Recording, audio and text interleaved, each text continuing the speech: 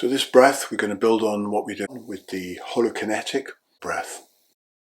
And we're adding to that this time the 7 waves. So you've done the 7 waves, you've done the holokinetic breath. So we're going to work with that with a gentle in-hold at the end of the breath. And as we go doing this practice, we're going to work with 2 what are called mudras. Yeah? They're 2 practices which affect the mind directly.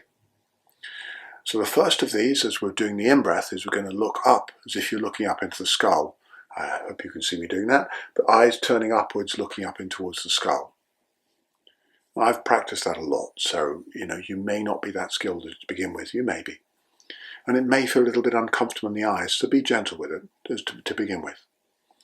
And the second aspect is to look down past the nose, like you're going cross-eyed, slightly looking past the tip of the nose as you come down. So on the in-breath, we're going to be looking up. On the out-breath, coming down.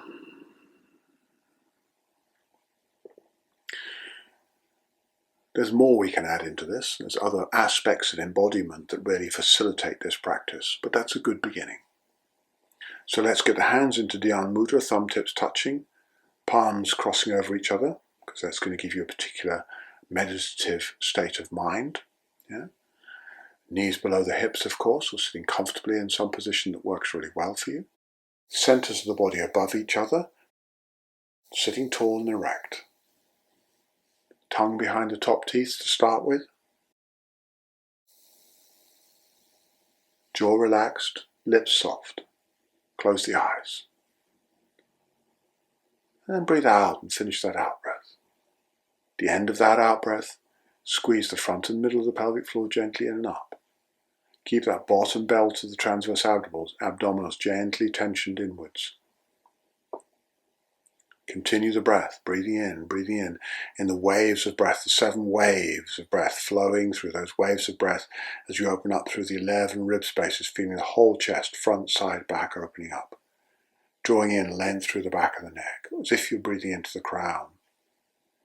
And next out-breath, follow that out-breath down all the way in the out-breath. Follow the feeling of downward flow with the out-breath. Back down to the end of that breath, the muscular end of that breath. Begin the inhale again. And as you begin the inhale this time, you start taking the eyes upwards, looking towards the skull. So you're feeling the whole body opening, front, side, back, rib spaces opening and everything happening, but with the eyes turned upwards as well. Hold that breath in the body for a few moments at the end of the in-breath, eyes turning up, looking up. And then take the eyes down, look down past the nose and begin the out-breath.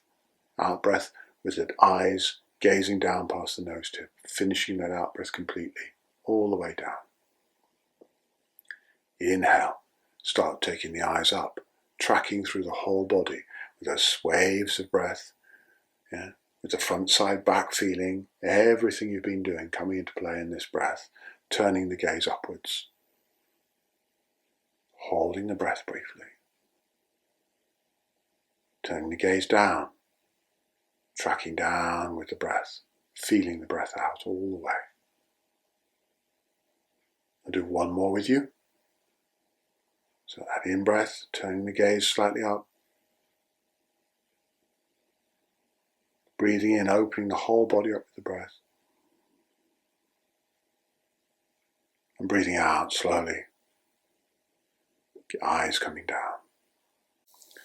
So we're adding in to the practice of the holokinetic breath now, these gaze points, these what are called in Sanskrit drishtis, mudras.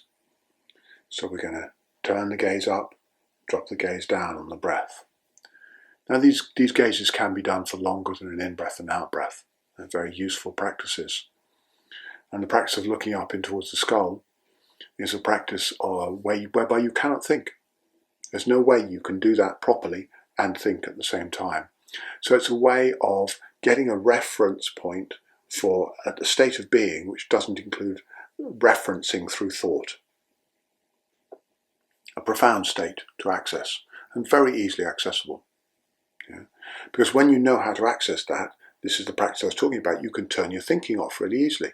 You're learning how to turn thought process off and back on again when you want it. It gives you access to a state of uncluttered awareness or consciousness, which is free of conceptualization, free of the patterns of representing everything through thought. So it's a really profound and beautiful practice to engage in. The Nasagra Drishti, dropping down the nose, engages you in embodiment. It gets you fully into the body. So you're getting this beautiful practice of embodiment, feeling the whole body, waves of the body, front, side, back of the body opening up. As you're breathing in, coming into this non-conceptual referencing point, and breathing out, coming back down and out again. A phenomenal practice. Profoundly beautiful practice. And at the same time as you're doing all of that, you're getting this deep, slow breath. You can easily get down to 1 breath a minute in this. So your nervous system is rejuvenating, relaxing, and the whole practice is just sublime. So enjoy yourself, enjoy this practice, and see if you can weave it into your life 3 times a day, morning, noon, and night, and enjoy.